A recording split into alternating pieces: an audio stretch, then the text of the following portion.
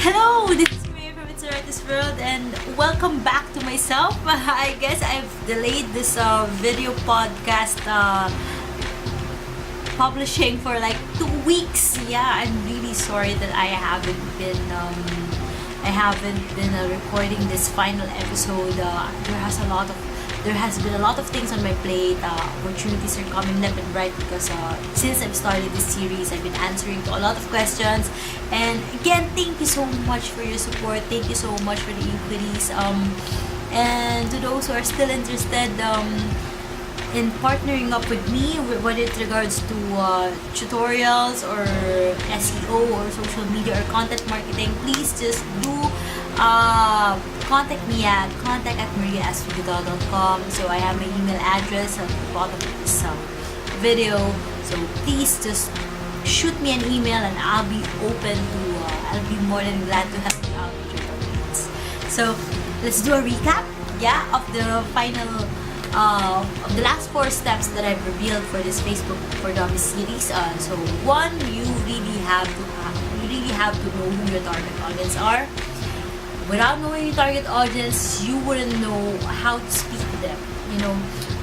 If you don't know what interests them, what triggers their emotional buttons, what somehow affects their buying decisions, you will not be able to effectively communicate the right message to your audience. So maybe you have a good product, but you have not advertised it well on your social. So what's the purpose of that? So that is the number one thing. So the second one is to make an impressive profile.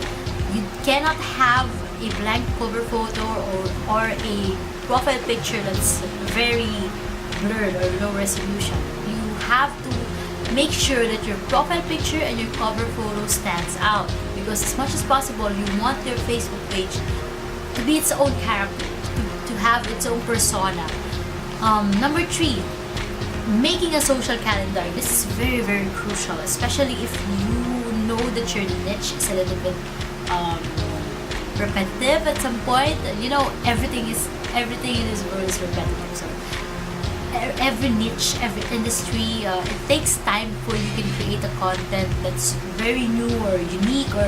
So the best possible thing is to divide a certain topic and prolong its promotion on your social media channels. So especially on Facebook, you have to learn how to divide the information, and you can only achieve that if you create a very effective social media calendar. So the 4th one is using Facebook Live. So Facebook Live is such a hit for different businesses these days. Not just for businesses, I guess even for personalities. It's free. The app is basically free, so you can broadcast your thing on Facebook Live, and you don't really have to pay for anything. Unlike when you try to advertise in traditional media or on YouTube, you have to pay a certain amount. Right? I'm not sure if I think Ustream is another free channel, but it's not like Facebook, wherein immediately it shows up in your news feed. So actually, for the last one, it's not just about using Facebook Live, but using all apps that's integrated on Facebook. So as much as possible, you would want to learn which apps are being integrated into Facebook each and every time, so that you could take advantage of them to improving your reach or diversity in content that you share. So for the final one, what is the final one? I always discuss this on my blog. Actually, I think I've written like 2-3 articles and even showed statistics about this final topic. And you've guessed it right. If you have been following my blog, you have guessed it right. It's about group marketing.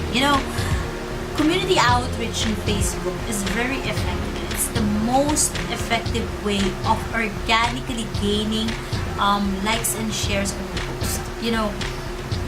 This is not just about limiting your spending on budgets on Facebook ad, but it's also generating legitimate likes and legitimate visits to your website through niche targeted groups. So for example, you're a baker and then you're promoting your products, or maybe you have a blog about baking or cooking tips or whatever.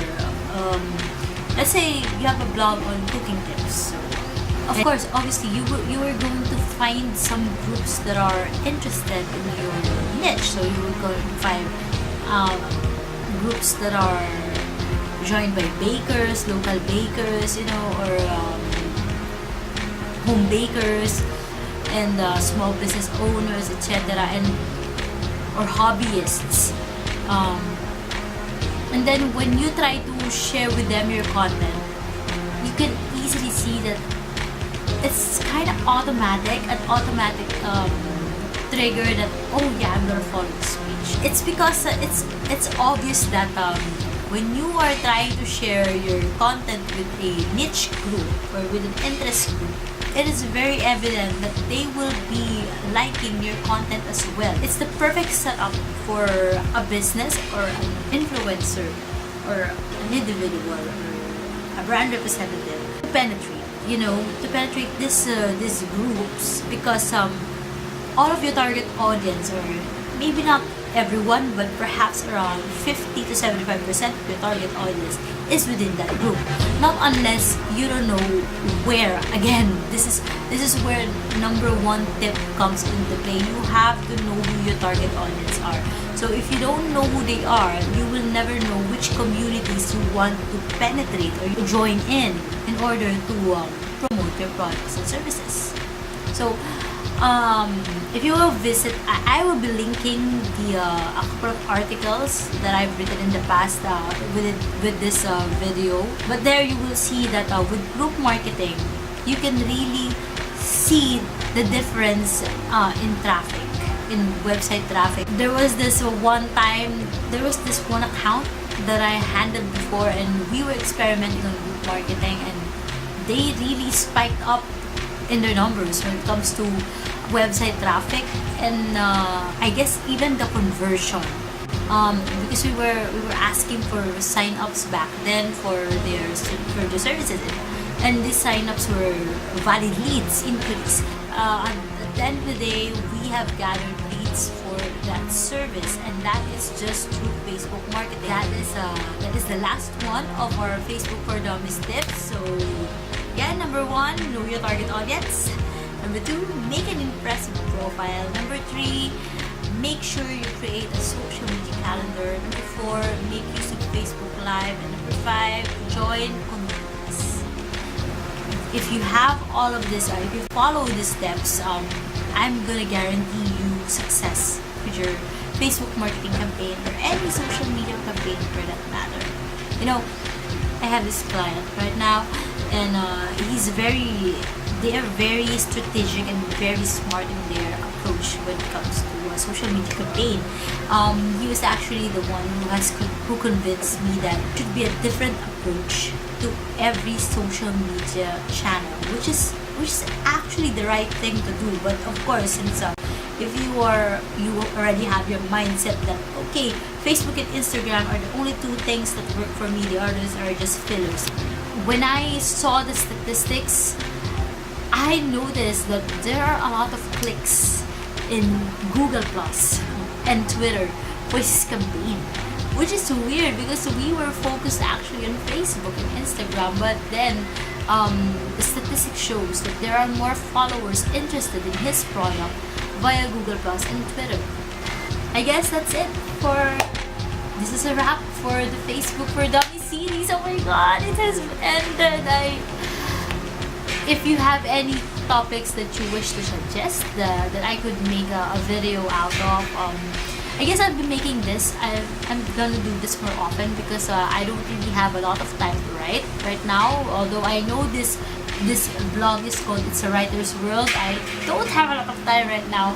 So if you have any suggestions for topics, if you want to know specific tips or suggestions for content marketing, for SEO, just please put it in the comment box below. Or if you're subscribed to my email list, please do reply to it and tell me what do you want